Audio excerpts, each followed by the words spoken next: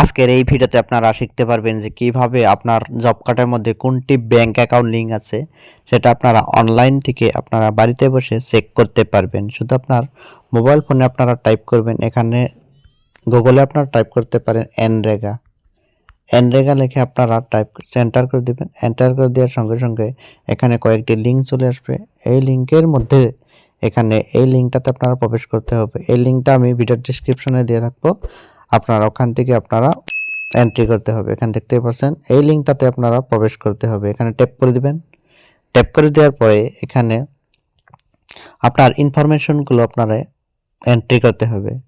তো এখানে সর্বপ্রথমে আপনার ডিস্ট্রিক্টটা চয়েস করে নেবেন। তো এখান থেকে আপনারা ডিস্ট্রিক্টটা চয়েস করে নেবেন। এখানে দেখতে পাচ্ছেন ডিস্ট্রিক্ট। তো এখান থেকে আপনার যেটা ডিস্ট্রিক্ট সেই ডিস্ট্রিক্টটা আপনারা চয়েস করে নেবেন। ডিস্ট্রিক্টটা চয়েস করে নেওয়ার পরে এখান থেকে আপনাকে চলে যেতে হবে ব্লক।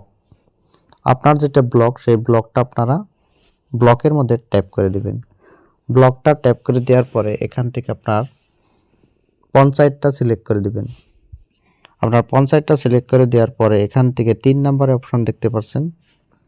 3 নম্বরে আপনারা জব কার্ড এমপ্লয়মেন্ট রেজিস্ট্রেশন, এখান থেকে আপনারা ট্যাপ করে দিয়ে পঞ্চায়েতে থাকা সমস্ত জব কার্ড এখানে চলে আসবে। তো এখানে আপনারা চাইলে আপনারা ফাইন্ড আউট করে আপনার নামটা এখানে ফাইন্ড করতে পারবেন। তো এখানে আপনার যেটা নাম সেই নামের উপরে টাচ করে দিবেন।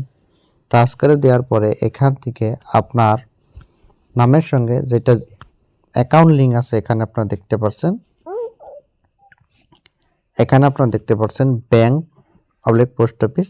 তো এখানে এইভাবে আপনার চেক করতে পারবেন যে আপনার জব কার্ডের সঙ্গে কোনটি ব্যাংক অ্যাকাউন্ট লিঙ্ক আছে। এখানে দেখতে পাচ্ছেন ইন্ডিয়ান ওভারসিজ ব্যাংক এখানে লিঙ্ক আছে। তো চাইলে আপনার জব কার্ডের মধ্যে কোনটি ব্যাংক অ্যাকাউন্ট লিঙ্ক আছে ঠিক এইভাবে আপনারা চেক করে নিতে পারবেন। তো ভিডিওটা যদি এখনও লাইক করেন অবশ্যই লাইক করে দিবেন। চ্যানেলে যদি নতুন করে এসেছেন অবশ্যই চ্যানেলটি সাবস্ক্রাইব করে পাশে থাকা বেল আইকনটি প্রেস করে রাখবেন। ধন্যবাদ।